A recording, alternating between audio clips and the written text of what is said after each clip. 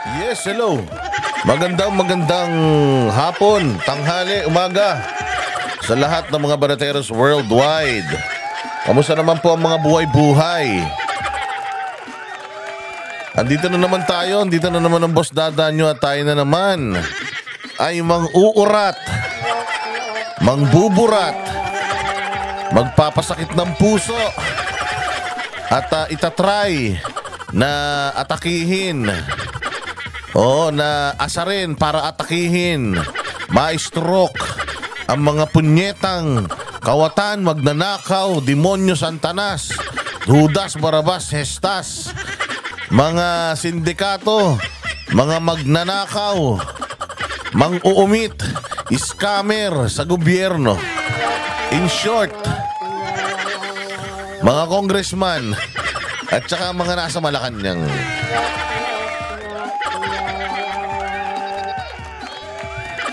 Another day, another Kupalan Sessions, Burautan Sessions with yours truly, Boss Dada. Before we start, magpasalamat muna tayo sa mga bagong subscriber natin. Palakpakan natin sila.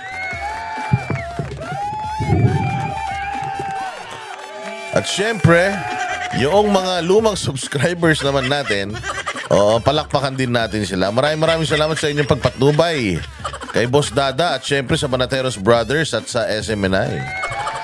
Siyempre, magbibigay na rin tayo ng pugay sa mga sa mga kababayan nating mga nag-show ng kanilang appreciation through Super Thanks.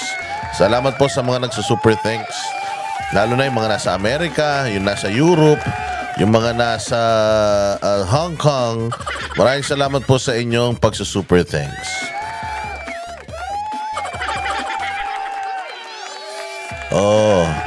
Aba, mga bossing, ano ba mga pag-uusapan natin? Naku, malupit po ang mga nangyayaring issue sa paligid natin this past few days. Talagang ang dami-daming mga topic, hindi na magkanda-ugaga kung anong uunahin natin pag-usapan. Pero importante sa lahat because time is of the essence pagdating dito sa usaping impeachment kay VP Sara. Talaga naman, malaking issue itong impeachment na ito kay VP Sara na pinamamadali ng mga hinayupak, ng mga kumag, ng mga congressman at saka ng mga senador. Tulad itong si Coco Pimentel. Itong si Coco Pimentel, sa lahat ng mga senador, si Coco Pimentel lang naman ang nagkakanda-ugaga. At sumulat pa kay Senate President Jesus Escudero para simulan na daw itong impeachment trial kay VP Sara. Paano ba naman? Paano ba naman na hindi siya magmamadali? Putang ina niyan. Pagdating ng July, hindi na senador yung ulupong na yan. Tumatakbo daw congressman yan sa Marikina. Putang ina, wag niyong iboboto yan. Oo, isa rin traidor yung kupal na yan.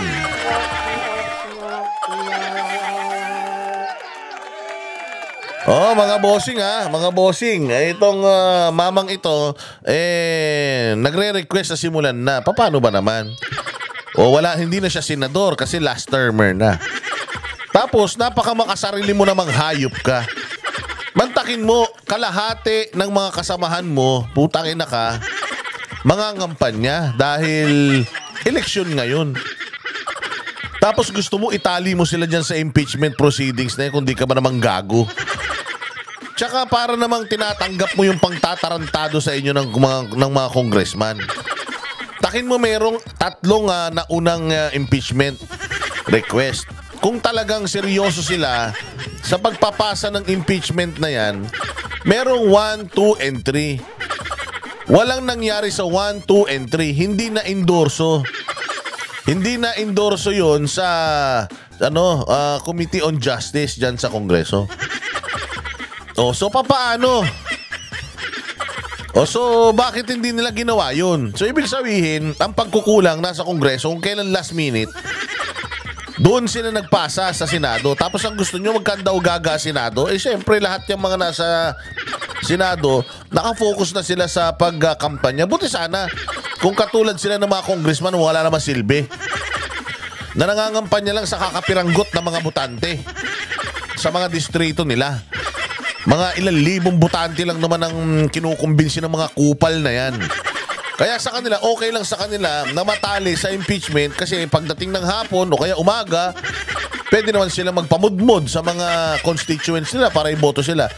Iba po ang usapan pagka senador. Pag senador, isang buong Pilipinas. Isang buong Pilipinas, mga bossing, ang ang inyong kailangang libutin, ikutin para makapangampanya. Mula apari hanggang hulo, hindi nyo ba naiintindihan niya? Kawawa naman yung mga senatoriables na yan. Nasasabihin nyo, hindi na namin problema yun. Problema nila yan. Bakit? Hindi ba nila itutuloy? Itutuloy naman nila. Di ba? Mayroon nga lang silang timeline. Pinapaliwanag na ni Chis Escudero sa inyo, mga gunggong, hindi nga ganun kadali yun. Kasi magsasagutan pa. Tawag dito? Didibati pa. Dadalhin pa sa plenaryo. So it takes time. Hindi yan parang, okay, bukas simulan na natin kagad. Mga tanga. Ginagawa nyo tanga mga Pilipino eh. Utangin na ninyo, mga abogado pa naman yung iba sa inyo. Tapos ginagawa nyong bobo yung mga Pilipino. Mas bobo kayo eh. Hindi na ubra yung mga ganyang propaganda. Tanginan nyo. Noong panahon ni Erap, na-impeach si Erap dahil bukod sa magnanakaw din yun, putya manipulated ng media yung utak ng mga tao. Ngayon, iba na usapan. Meron ng new media, may social media na. At hindi nyo na kayang bilugin ang utak ng mga tao. Hindi na pwede yung ginagawa ng mga media dati na sinasabing pag ang isang tao sinabi nila magnanakaw, wala nang magagawa yung tao na yon dahil walang magtatanggol sa kanya. Iba na po ang usapan ngayon, may new media na, may social media na. At ang social media ang ginagamit at ang tinatangkilik ngayong araw na ito. Nowadays. Kaya gigil na gigil yung mga congressman. Bakit? Hindi sila makapagpropaganda. O imagine nyo na lang. Imagine ninyo kung walang social media. Tapos media lang ang nandiyan dyan. Putang ina lahat ng media na to puro bayaran. O anong gagawin ng media? O papropaganda sila kay BP Sara. Magnanakaw. O paano na? Ano na nangyari kay BP Sara? May pagtatanggol niya pa ba yung sarili niya? Syempre hindi na. Ultimong joke nga ni Duterte. Ginagawang totoo ng medyang mga bobo eh. Eto pa kaya. O di syempre kawawa. Kaya ngayon nandito yung social media. Kaya gigil na gigil sila kasi matatalino yung mga nasa social media, nabibisto yung mga kabulastugan nila. Diba? O kita ninyo. Ayan, nagkakakandak na sila ng investigasyon para i-regulate ang mga social media influencers. Imaginein mo kung di ba naman mga bobo, kailangan daw kumuha ng Facebook at ng YouTube ng prangkisa. Bakit? Para i-regulate at makontrol. Bakit kailangan yung kontrolin? Kontrolin ang boses ng masang Pilipino? Hindi ba naman kayo mga tolongges? Kontrolin mo yung boses ng masang Pilipino. Para saan? Kasi nga ganyan ang ginagawa nyo sa may mga prangkisa. May prangkisa ang mga TV network. Para sakalin ninyo. Pag hindi nyo pinropaganda ito, tanggal ang prangkisa nyo para makapanakot kayo, di ba? Boss kayo ng mga nasa media. Ibahin nyo social media. Hindi nyo maiintindihan kailanman ang World Wide Web. At for your information, hindi po lahat ng nagababalita sa Pilipinas may prangkisa. Ang mga dyaryo naglilimbag ng mga balita, walang prangkisa yan, mga tanga. Di ba? Tapos anong sasabihin ninyo? Magpo-propaganda kayo na ang mga vloggers na sumusuporta sa mga Duterte ay narco-vloggers, mga tanga. Nakita nyo ba, tawan-tuwa kami sa war on drugs ni Pangulong Duterte? Kung narco-vloggers ang mga ni Duterte, di sana ang mga nagsusuporta kay Duterte, di sana. Kung narco-vloggers kami, di sana galit kami sa war on drugs. Mga bobo. Pogo vloggers daw. Kung pogo vloggers kami, or kung pogo vloggers yung mga sumusuporta kay Duterte, utangin na, di sana may pogo pa sa Pilipinas. Wala na pogo sa Pilipinas at saka kinukundin na nga natin yung mga social media influencers na nagpo-promote ng sugal Hindi ba? Binabanatan nga natin yan. Meron ka ba nakikitang Duterte supporter na vlogger na nagpo-promote ng sugal? Pag may nakita kayo, sabihin nyo. Babanatan natin araw-araw. Pero as far as I know, walang ganun. Walang mga vloggers na sumusuporta kay Duterte. Kaya sabi nila, may interview yung tangang Isguera at saka itong bugok na si Ace Barbers. Sabi ni Isguera, sa tingin nyo ba, sir, itong mga vloggers na dumudepensa kay Duterte, sa tingin nyo po ba, sila po ay yung mga narco-vloggers at na tinutukoy ninyo at saka mga pogo vloggers? Sabi naman itong isa, at sila daw ba, ito daw bang mga sumusuporta kay Duterte ay binabayaran nila para mag-propagate sa kanila? Ang sagot ni Barbers, tingnan nyo na lang, tanggalin nyo na lang yung question kung sila ba ay pinopondoan o hindi. Tingnan nyo kung sino ang sinusuportahan nila. Tingnan nyo yung mga past post nila. Ang sinusuporta nila Duterte. Hanggang ngayon, Duterte. Yung Quadcom, inaaway nila. Ang dinidefend nila Duterte. Di ibig sabihin, may yung mga yan, may mga kilya yung mga yan sa mga Duterte. Tanga! Kaya nga kami DDS Una sa lahat, Duterte supporter kami talaga. Pangalawa, hindi kami kayang bayaran ng mga Duterte. Walang pera yung mga Duterte, hindi sila katulad nyo mga magnanakaw. Hindi sila katulad nyo na nagbabayad ng troll farm. Hindi sila katulad nyo na gumagamit ng pondo ng gobyerno para bayaran si Makagago. Wala kami nakihita sa mga Duterte. Pero bakit pa rin namin pinagtatanggol? Alam mo kung bakit? Putang ina nyo, plain and simple. Duterte yan matino yan maayos yan Pinaglaban kami yan Kaya ngayong wala na sila sa kapangyarihan, kami naman magtatanggol sa kanila, mga tanga. Hindi ibig sabihin, pag pinagtatanggol mo, binabayaran ka na. Ibig sabihin lang nun, kaya mo pinagtatanggol, baka pwedeng sila yung tama, kayo yung mali, mga tanga. Wala kayong korupsyon na mahahanap sa mga Duterte. Hindi sila katulad ninyo na sangkatutak ang mga luxury items. Ako mahilig ako sa luxury watches. Pangarap ko din yan. I have a few. Meron akong ilang Rolex, meron akong mga ibang mga luxury watches. Hilig ko talaga, iniipong ko talaga yan. Kasi balang araw, ipapamana ko yan sa mga maiiwan ko sa buhay. Pero hindi naman ako taga-gobyerno. Hindi katulad yung mga hayop kayo. Taga-gobyerno kayo, swelduhan kayo ng taong bayan, tapos putangin ako makapagpakita kayo ng inyong mga yaman, sagad. Kakapal ng mga mukha nyo. Ang sasarap ng kinakain nyo dyan, tapos yung mga constituents ninyo, baku-bako yung kalsada, walang mga tubig, puro poso. Tapos putangin ako makaasta kayo para kayong may-ari ng Pilipinas. Mga ulol. Balikan natin yung usapin na yan.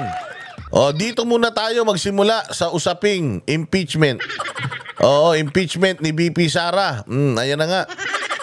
Si BP Sara po ay nag-file ng petition para katulad din ng ginawa natin na una kasi tayo nag-file ng petition for temporary restraining order, certiorari, para hindi matuloy itong itong impeachment kay VP Sara dahil feeling natin with the guidance of our legal counsel si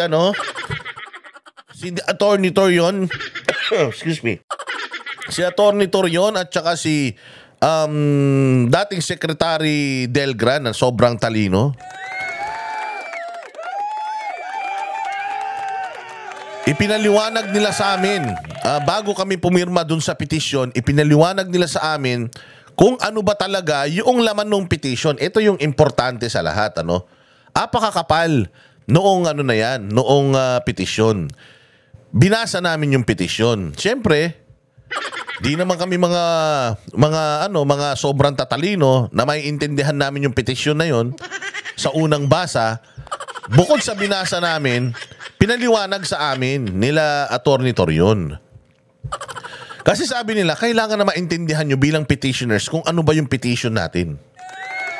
Kung ano ba yung pinaghuhugutan natin, kung ano ba yung mga legal grounds natin, kung bakit natin kung bakit natin pinipigilan itong illegal na pagpapa-impeach kay VP Sara. Ito ang mga nangyari dyan. Ito yung natin. So, in-explain sa amin ng matino nung mga magagaling na abogado. Kasi nga naman, we will sign. We will sign.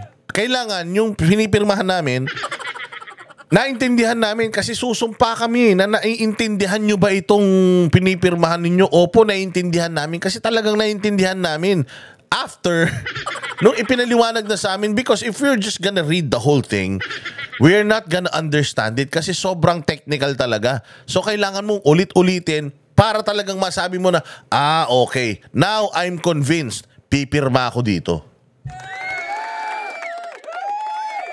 Yun ang hindi nangyari diyan sa impeachment sa articles of impeachment, doon sa pinapirmahan sa mga congressman na umabot ng 200 almost 250. Naniniwala ang grupo ng mga abogado, ipinaliwanag din yan ni Attorney Vic na kung ang isang tao ay iintindihin niya yung laman ng libu-libong pages, at the most, ang makukuha mong pirma for that day ay 90 na tao lang. Kasi alam din naman ni Vic Rodriguez yung kapasidad ng mga congressman dyan. Mga bugoy-bugoy lang din naman yan. Wala mo mga alam din yung iba dyan. So, ganun lang pero paano silang nakakuha ng ganung kadaming pirma? Illegal yung pagkukuha ng pirma. Kasi nga may sinasabi sila na yung pirma daw ay dahil daw may mga ayudang pinangako, may mga akap na ipinangako, mga ganyan. Kaya nagsipirmahan silang lahat. Therefore, hindi nasunod yung proseso na yung impeachment, yung mga pumirma doon ay naintindihan nila or verified yung dokumento ng impeachment. So yun, doon tayo nagsisimula. Kasi sasabihin ko sa inyo kung paano kami nagsimula. Kaya kami nag-sign as petitioner diyan sa unang-unang TRO request or TRO diyan sa Korte Suprema. Yung final namin nila Attorney Torion. So inintindi namin ng maigi bago kami pumirma at talagang kasama kami dun sa proseso noong pagsasampa ng kaso. At sinundan yon ng petisyon ni VP Sara. Mabuti naman. Kasi ito si VP Sara, mahiyain masyado.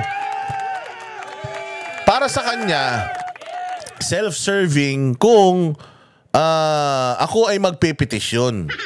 Para sa kanya, self-serving. Pag ako nagpetisyon, it's self-serving. Parang umiiwas lang ako. Pag nagpetisyon ako, parang umiiwas lang ako eh. Kaya hindi ako nagpipetisyon. Pero siguro, nung nagpetisyon tayo, naintindihan niya na, oo nga, siguro dapat ko na rin questionin. Kasi tinatrabaho din naman nila ako, di questioning ko na yung klase ng pagtatrabaho nila sa akin. Lalaban na ako. Kaya nagpetisyon na din si VP Sara. At ang pinakamaganda rito, ang lead counsel niya, sa kanyang petisyon, ay putya mabigat. PRRD, Attorney Rodrigo Roa Duterte, at saka attorney, yung tatay ni Mans Carpio. Mabigat ito. Talaga naman kakabahan ng mga bombelyas na mga kongresista. Oo. Pero ayun na nga, si Inday Sara kasi ayaw niya supposedly gawin ito pero kailangan niya nang gawin. Why? Kasi pag hindi niya ginawa ito, binitray niya yung mga kababayan natin. Binitray niya in what sense? Ma'am, alam mo nang mali ito eh. Tapos hindi mo lalabanan nito. Dapat labanan mo na ito full blown head on. Hindi naman ibig sabihin yan, ma'am. Hindi naman ibig sabihin yan nag-ano ka na hindi mo kayang ipagtanggol yung sarili mo or ipaglaban yung sarili mo eh. Kayang-kaya mo ipaglaban yung sarili mo sa impeachment court because naniniwala kami wala kang kasalanan. Pero labanan mo yung mga maling ginagawa nila kasi pag hindi mo nilabanan yan, masasanay sila. Uulit-ulitin nila yan sa lahat ng mga future vice presidents and president. Tandaan natin, yung iba rito, mga young goons, mga bagito pang mga congressman. Di natin alam kung gaano pa katagal na magstay yan sa kongreso para mangulimbat. Kaya kailangan as early as now, ipinaiintindi na natin sa taong bayan na may mga mali dito sa proseso at nilalabanan natin yung mali sa proseso. Kasi kung hindi ito lalabanan ni VP Sara, itong maling proseso, parang tinrider na rin niya yung mga taong umaasa at nananalangin na hindi siya ma-impeach.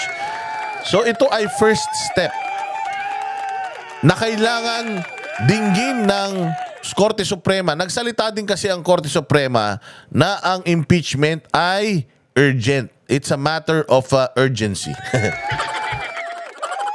Oo, urgent yan. They will treat it with the utmost urgency, sabi nila. Kaya sabi ni VP, okay, if that's the case, sige, file tayo ng TRO and ito yung mga arguments natin, di ba? So the court has to really dig into it and see if meron ba talagang grounds itong kanilang mga petitions and kung legal ba itong petition na to. Yun ang katanungan. Legal ba to? Utangin na nyo, tinanggap ng Korte Suprema, di legal. Pakinggan muna natin itong balita ni VP Sara. Tapos, pag-usapan natin, burautin natin yung mga putang inang gigil na mga congressman na mga tanga. Sige, play. Ng petisyon si Vice President Sara Duterte sa Korte Suprema para questionin ang proseso ng Kamara sa impeachment at pigilan ang Senado na magsagawa ng paglilitis sa kanya. Kung matuloy man ang impeachment trial, kasama sa legal counsel ng bise ang kanyang ama na si dating Pangulong Rodrigo Duterte. Sarap! Tingnan mo Ang magiging legal, isa sa mga abogado ni Vice President VP Sara, Vice President VP pa, dating Presidenteng Rodrigo Roa Duterte. Sino ba yung mga magdidiin kay VP Sara? Yung mga kupal na mga congressman sa Quadcom, sa Tricom, sa Committee on Good Government na nakaharap na ni Duterte at pinaglaruan ni Duterte sa Kongreso. Ginawa silang mga estudyante. You cannot make me answer yes or no. You are not an investigator. Yun ang mga magiging mga mga tawag dito, prosecutors. Yung isa, yung nagaling-galingan na pinipilit idiin si Duterte na taga Batangas yung kamukha ni ni Bakekang, yung taga Batangas na malaking bibig na pag nag-eyeliner hanggang pisngi siya galing-galingan nung humarap kay Duterte sumagot si Duterte sa lahat ng tanong niya. Ano nangyari sa mga tanong niya? Naipakulong niya ba si Duterte? Nakasuhan ba nila si Duterte? Nga. Tapos, bukod doon, malulupit pa yung ibang mga abogado. Kaya nako, maganda-ganda to. Ako talaga excited nga ako dyan sa impeachment na yan. Magmumukhang payaso yung mga taga-kongreso dyan sigurado ako magmumukha silang mga asong basa Pagka nakaharap na nila tong mga abogado ni VP Sara. Tapos alam nyo ba si VP Sara ay nagtapos ng isang kurso na hindi lahat ng abogado ay natatapos itong kurso na ito, at itong kurso na to ay pwede siyang maging judge dahil natapos niya itong kurso na ito. So hindi lang basta abogadong normal si VP Sara. Hindi siya katulad ni Gadon na disbarred. At saka iba pang mga disbarred na mga abogadong mga tanga. Si VP Sara ay pumasa sa isang pagsusulit kung saan pag naipasa mo yun, pwede ka nang maging huwes. Galing? Tangina, utak pa lang ni VP Sara, wala na kayong... Utak pa lang ni VP Sara, wala na kayo sa kalingkingan, sa itsura pa kaya. Putang inang papangit pa naman ng mga sa kanya. Ang papangit pa naman mga nagsasampa sa kanya ng mga impeachment na yan. Diretso. Nasa frontline ng balitang yan, si Camille Samonte. Mga kababayan, Kinwestiyon ni Vice President Sara Duterte ang naging proseso ng Kamara sa impeachment laban sa kanya. Sa petisyong inihain niya sa Korte Suprema, hiniling ng bise na maglabas ng temporary restraining order at writ of preliminary injunction para pigilan ang Senado na isagawa ang impeachment trial sa kanya. Giit ng bise, paglabag sa saligang batas ang proseso ng impeachment sa Kamara dahil isang impeachment lang ang pwedeng ihain sa impeachable official sa loob ng 1 taon. Ngayon, ang question kasi dyan, doon sa isang impeachable o isang impeachment lang yung pwedeng ihain sa loob ng 1 taon. Ang question kasi dito, sinasabi nila na hindi alam kung isang impeachment na yung isang beses kang ma-impeach sa Congress or impeachment na petisyon.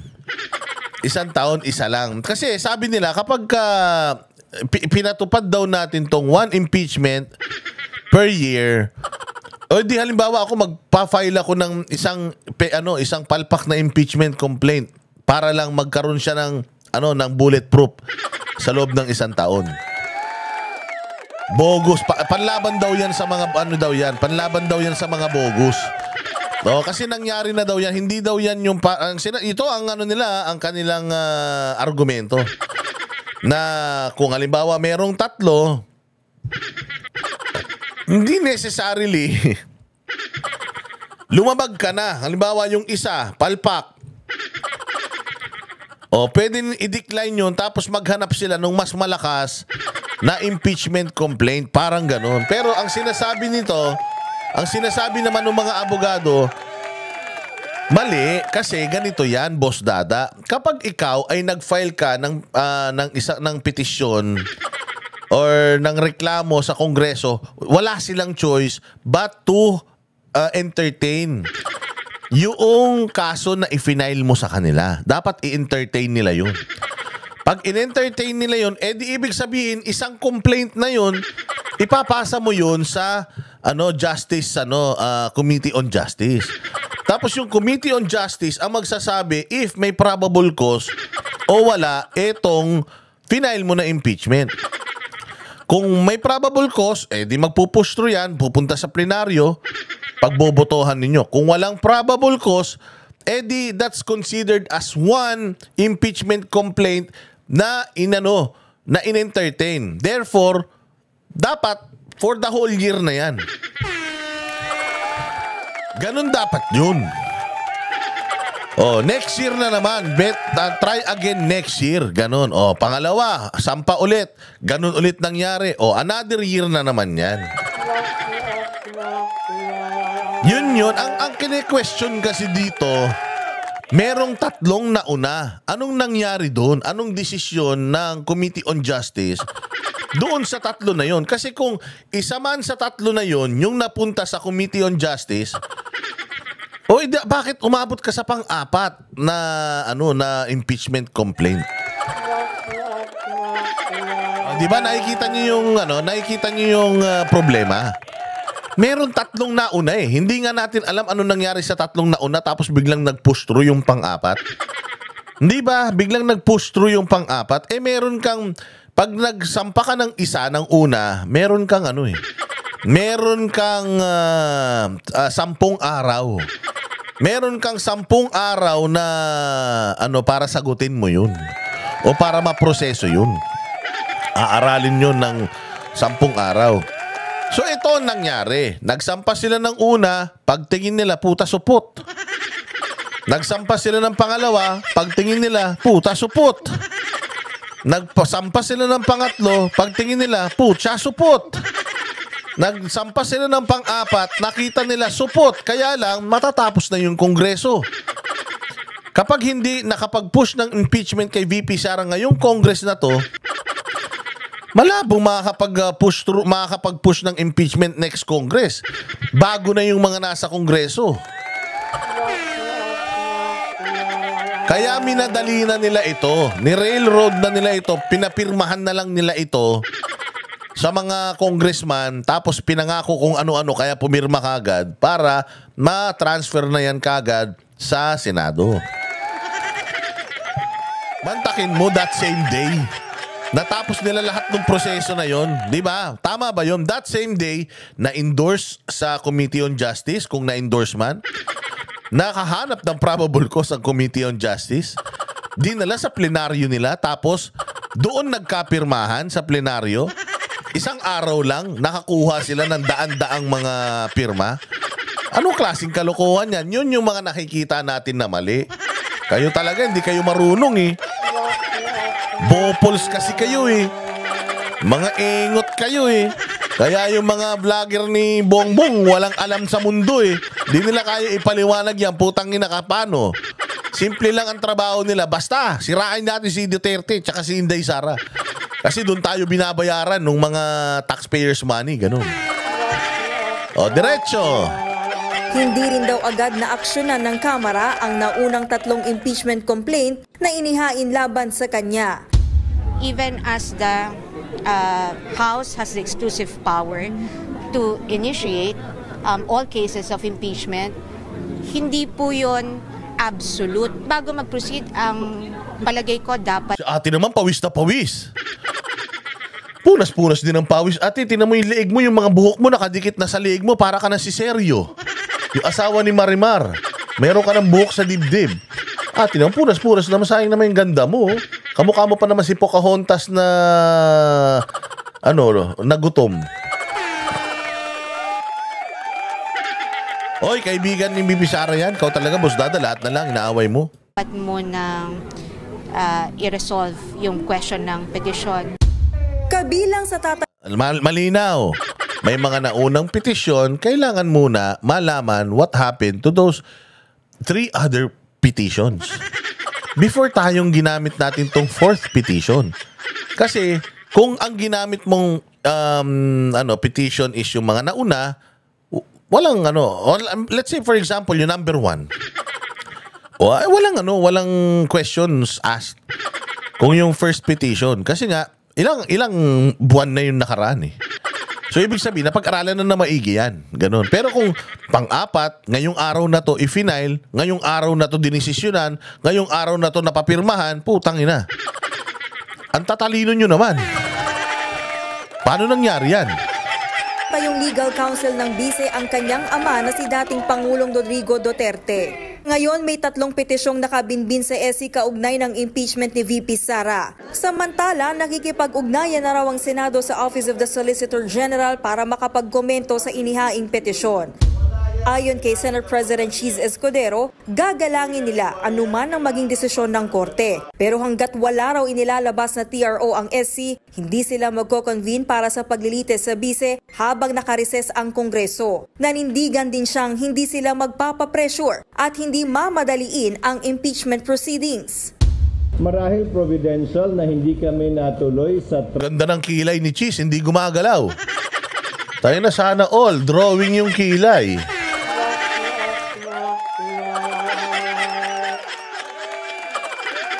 Ang pogi ni Jesus Escudero. Oo, medyo parang nagbarnis si Jesus Escudero. Kasi balita ko yung mga dating ginamit do binarnisan eh. Para si Cheese nagbarnis, naka-t-shirt lang siya eh. trial para wala nang pipigil o aantala pa sa trial ng Senado na mga ganitong uri ng teknikalidad o issue na maaaring i-bring up ng nasasakdal na si VP Sara. Gusto ko lang maging maingat dahil may provision sa aming rules that the Senate President shall take proper order of the subject of impeachment. Pero pagtitiyak ni Escudero, oras na magbalik sesyon ng Senado sa June 2, tatalakayin na nila ang mga aamyendahan sa impeachment rules. Inihahanda na nga raw nila ang session hall kung saan gaganapin ang paglilitis. Naghahanap na rin sila ng supplier para sa robe na susuotin ng mga senador na uupo bilang hukom. Dahil na Paano pinamamadali nyo? Wala pa palang robe. Anak ng tinapay kayo. O di, ano susuot nila dyan? Maong. Tsaka ganyan, t-shirt na ganyan, pangit naman. Siyempre pag judge ka, kailangan ka robe. Pwede man, bathrobe. Kuha kayo sa hotel. isampa na ang impeachment, may katiyakan na magkakaroon ng impeachment trial at kailangan itong paghandaan ng Senado. Hindi namin inaaksaya yung aming panahon bagaman recess.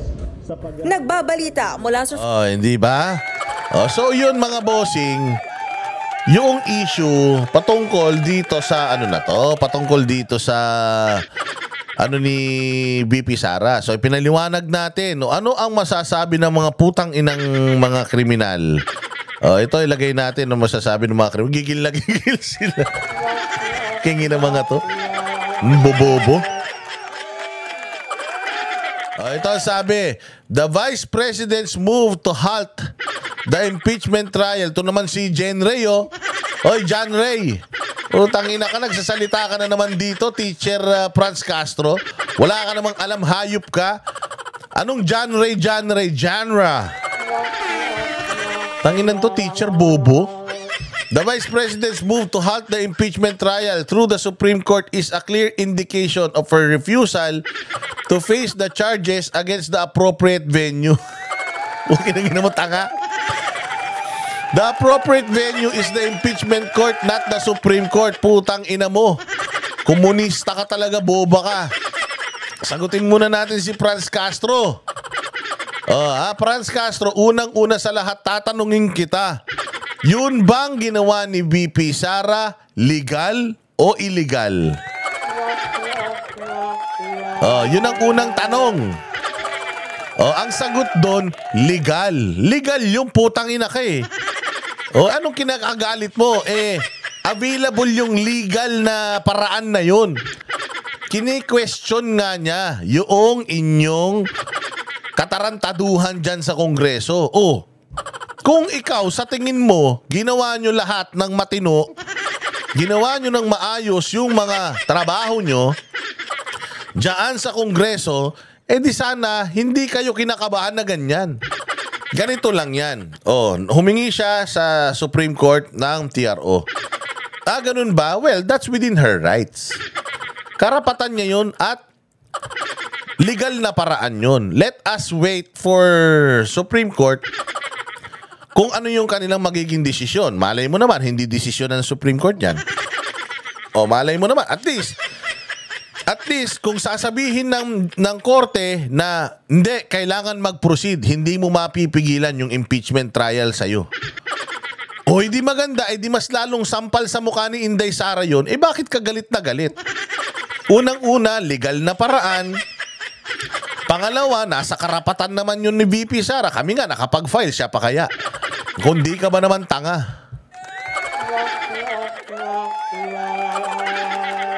Ito naman ang sagot ni Brosas na isa ring inutil. Nagigil kay Jimmy Bondoc dahil sinabihan ni Jimmy Bondoc si Gretchen Ho na sobrang ganda. Sa sobrang ganda mo, hindi ako makikipag-away sa'yo. Gigil na gigil ang punyetang to. Paano? Putangin na yan. Namagana yung mukha nito. Kaka-kam-kam ng budget ng gobyerno. Sabi niya, whatever happened to her earlier statement welcoming the impeachment and preparing her defense team? Ano whatever happened? Bobo, mag-English lang, mali pa. Nagtatanong ka, what happened to her earlier statement welcoming the impeachment and preparing her defense team? What happened? Ano whatever happened? Putang ina mo, bobo. Tolonggis. Tanginan nyo. Galit kayo sa kano. English kayo ng English, puking ina nyo. Di ba? Akala ko ba tuta ng kano, galit kayo sa kano. English naman kayo, English, mga punyeta kayo. Ito namang isa, si Franz Castro. The Vice President's move to halt the impeachment trial to the Supreme Court is clear indication. Tanginan nyo. Mga ganyan pa kayo. It is evident now that she is backtracking on her words. Hindi lang ito tungkol sa kanyang pagtanggi sa accountability, kundi sa kanyang mga salita. Putang ina mo, legal ba o hindi yung ginawa ni VP Sara? Ang tanong, yung ginawa nyo, legal ba o hindi? Kung sa tingin nyo legal, kung sa tingin nyo perfect yung ginawa nyo, bakit kayo natatakot sa pagsasampa ng kaso sa Supreme Court? Sabi nito, what happened to her earlier statement welcoming the impeachment and preparing her defense team? Bakit? Nakita mo ba na meron din siyang defense team diyan sa kanyang opensiba? Di ba nandiyan si Duterte at saka si Carpio? O anong ibig sabihin nun? Ibig sabihin nun ready. They're always ready. November pa lang ready na sila sa inyo, mga bobo kayo. Wag ka mag-alala, putang ina ninyo. Pagdating ng impeachment, which is next year, ay next July, wala na kayo sa Kongreso, mga buwaka ng ina nyo. Wala na si Castro, wala na si Brosas. Kayo'y mga ordinaryong tao na lang, magrarally na naman kayo sa labas ng Senado. Mga putang ina nyo. Malay mo, magsibalik kayo sa bundok, putang ina nyo, baka sakali, makasalubong kayo ng mga sundalong ina-ambush nyo, baka sakali, kayo naman ng, mabaliktad. Eto naman ang sinasabi nitong kupal na to. TikTok ng TikTok. Putang ina yung tatlo kayo, sinasabi nyo merong merong blanco sa Bicam Bakit puta pinupuntirin nyo si BP pa rin? Bakit yung Bicam na mga blanco hindi nyo asikasuhin? Trilyon pera ng Pilipinas yung mga kupal kayo Bakit nakapokus lang kayo kay BP Sara? Kung sinasabi nito ni Barbers na binabayaran kami ng mga Duterte para ipagtanggol sila, sinong pinagtatanggol nyo rito? Si Bongbong? Binabayaran ba kayo ni Bongbong para ipagtanggol nyo siya? Hindi namin pinagtatanggol si Bongbong. Gago! Yung pinagtatanggol si Bongbong, yung ginagawa ninyo, kinakampihan nyo si Bongbong. Anong tawag dun? Sabi naman ito, the proper venue for raising objections and addressing concerns is within the impeachment court. Gago. Gago, alangan naman sa impeachment court siya. Tapos irereklamo niya yung reklamo nyo. Pag nasa impeachment court na siya, sasagutin na lang niya yung mga katanungan nyo. Pero yung questionin, yung kabobohan nyo, yung questionin yung unconstitutional na ginawa nyo, hindi yan sa impeachment court. Dahil dun sa impeachment court, ang pagbabasihan dun is kung ano yung ebidensya nyo sa isa't isa. Korte na yun Ang kanyang petisyon diyan sa Supreme Court is kini-question niya yung legalidad nung inyong katarantaduhang impeachment. Yun. So, ang proper venue is Supreme Court. Talagang pinagsasasabi nitong gagong to. Ang mga objection niya, hindi dun sa mga ebidensya nyo. Ang objection niya is tungkol sa sistema, prosesong ginawa nyo sa Kamara. Which is, sino ang maglilitis nun kundi yung co-equal body nyo? It is disappointing. It is disappointing to see the Vice President attempting to hinder the process instead of embracing it as an opportunity to defend herself. Gago, this is the initial defense na kaya niyang gawin para hindi may sakatuparan ng hangad yung mga komunista kayo. Then after this, if this will fail, I am sure Ready na siya dyan sa ano. Hindi naman kayo nakakatakot, putang ina nyo. Hindi nga kayo natatakot eh. Nahiya na lang yan si VP Sara na kumikilos yung mga tao behind her. Masyado siyang mahal ng tao na kahit na walang ano, kahit naman hindi niya sanctioned, hindi na hinihingi yung kanyang opinion, hindi na hinihingi yung kanyang approval, 29 na citizen ng Pilipinas ang nag-petition para itigil yung yang inyong hayop na impeachment sa Senado. Kaya sabi niya, teka, if people are rallying behind me, if they are doing it, bakit hindi ako? So gawin ko na din para sa bayang Pilipinas. Ready na siya sa inyo. Nakita nyo ba, unbothered si VP Sara? Nakita nyo ba si VP Sara hindi nga umiimik? Si VP Sara hindi nga nagsasalita eh. Si VP Sara, paganda kayo, putang ina nyo, papangit kayo ng papangit.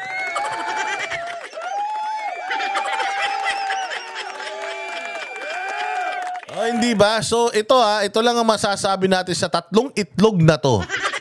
Katapusan nyo na. Wala na kayo sa Kongreso by the time na magkakaroon ng hearing dyan sa Senado at pag nanalo si VP Sara, dyan sa impeachment complaint nyo, putang ina nyo, galingan nyo magtago sa bundok.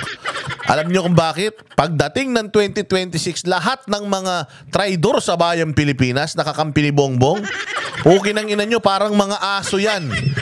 Oh, kahit itaboy ni VP Sara, susunod sa kanya yan. Bakit? Kasi nagre-ready na ang tao niyan para sa 2028 elections. At sa 2028 elections, puta, nagdeklara na si VP Sara. Kung hindi ninyo mapapa-impeach si VP Sara, come 2026, putang ina nyo. Maniwala kayo. Kung ako sa inyo, ikaw, Franz Castro, magpa-plastic surgery ka na. Oo, kung ako sa'yo, magpakalbo ka para hindi ka na mamukaan. Lahat ng mga nang-api kay VP Sara, ito isang malapit sa mga Duterte ang nagsabi sa akin, si Inday, nagtatanim yan ng sama ng loob. Hindi yan katulad ng tatay ko na walang emosyon yung tatay namin. Putang ina, nasabi ko tuloy tatay. Mali. Oo, hindi yan katulad ni Tatay Digong. Oo, si Tatay Digong, yan ay parang pagka tapos na lahat, politika lang yan, bati-bati na. Oo, wala siyang pakialam. Kita mo nga si Tatay Digong, ginawa pa si Nograles na ganito. Nilagyan ng posisyon si Nograles, yung mga komunista, nilagay pa sa posisyon dati. O, hindi ba? Ganun si Tatay Digong. Binibigyan niya ng chance sa lahat. O, kumbaga, yung away politika lang yan. Pagdating sa nation building, kailangan magkakaisa tayo. Tinry ni Pangulong Duterte yan. Si VP Sara daw, hindi ganun. Si VP Sara, hindi daw siya politiko.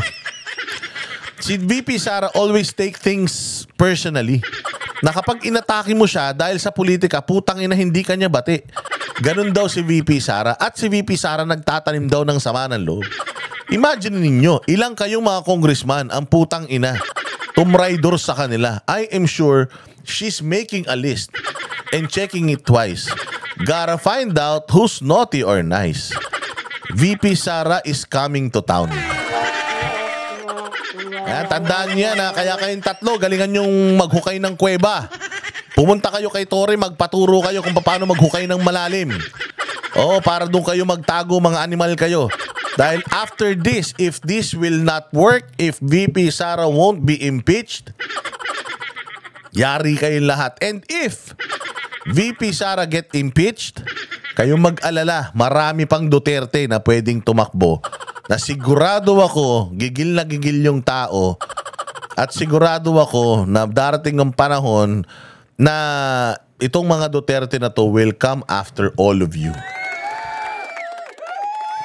Tandaan nyo si Pangulong Duterte, pwede pa siyang tumakbo sa 2028. Pwedeng tumakbo si Pangulong Duterte sa 2028. Oh, hindi pa pwede. Naging presidente na yan. Pwede. Si Erap, naging presidente na yun, na-impeach. Tapos tumakbo ulit na presidente kalaban ni Pinoy. Remember? Ay, kalaban ba ni Pinoy? Kalaban ni Duterte? Sino ba kalaban ni ano? Tama, kalaban yata ni Pinoy si Erap. So pwede. Kasi ang sabi nga dito, isang term lang ang presidente. O after nung term, nagpahinga na siya. O di another term. Parang senador lang din. Senador, 2 term. Pagtapos, hihinto sila. Tapos makakatakbo sila ulit. Tama? O mayor, ganun din. Congressman, ganun din. O senador, ganyan din, di ba? O kaya nga, wait lang kayo. O, wait lang kayo, may butas sa batas, ha? O antayin nyo lang, malay mo, biglang, uy, oo nga, no, pwede pa. O malay mo, si Duterte, Pangulong Rodrigo Duterte ulit yung maupo. O di, good luck sa inyo. Malay mo, hindi ba? Walang masama doon. O. Ayan, so maraming salamat mga bossing. Mabuhay kayo. God bless us all and God bless the Philippines. You are all amazing. At sana ay itong Korte Suprema ay kumilos ng mabilis dahil sobrang bilis lang ng mga pangyayari ngayon. At sana ay katigan yung ating TRO request. At sana kung halimbawa magkaroon ng oral argument, ang ganda niyan. Kung yung sa amin ang oral argument ng Supreme Court, mantakin mo Torion at saka si Delgra, lakas noon. Tapos kung kay VP Sara yung didinggin nila, ang ka-oral argument si Pangulong Duterte at saka yung Bienan na si Carpio, Attorney Carpio, naku po, magandang diskurso yan. Sigurado ko na very exciting kung ano ang mangyayari dyan sa mga oral arguments na magaganap. Kung ito mga kalaban mo, sa oral sex lang siguro marurunong yan. Pero sa oral argument, walang mga utak yan. Maraming salamat mga bossing. Magkita-kita po tayo uli sa susunod na vlog. Salamat sa inyong pagputangkilik. Maraming salamat sa lahat ng mga subscribers natin nagsishare, nagla-like. Importante yun, ha? Like and share, importante yun.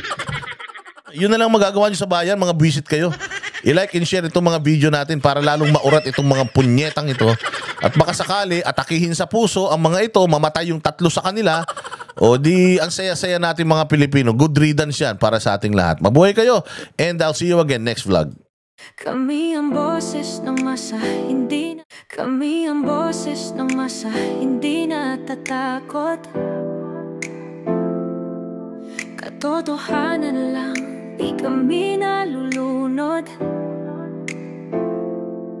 Walang bahid ng sismis, lahat ay totoo. Kahit sino ka pa, pag mali ka babanatan ka. Walang pinipili kulay, wala kaming kinikilingan.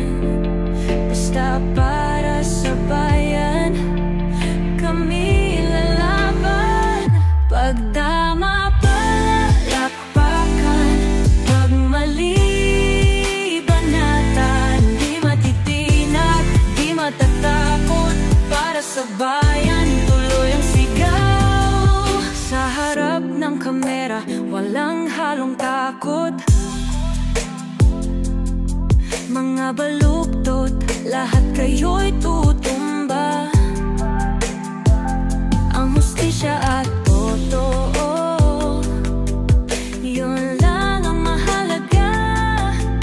Kahit sinong harang, di kami matitinag. Walang pinipiling kulay, wala kaming kinikilingan. Basta para sa bayan, kami lalaban. Pagtama palakpakan, pag mali banatan. Di matitinag, di matatakot, para sa bayan tuloy ang sigaw. Kung nasa tama ka, ikaw ay aming kasama. Pero pag mali ka, handa ka na bang mabasag? Banateros kami, walang inuuran, dahil bayan muna bago ang sarili.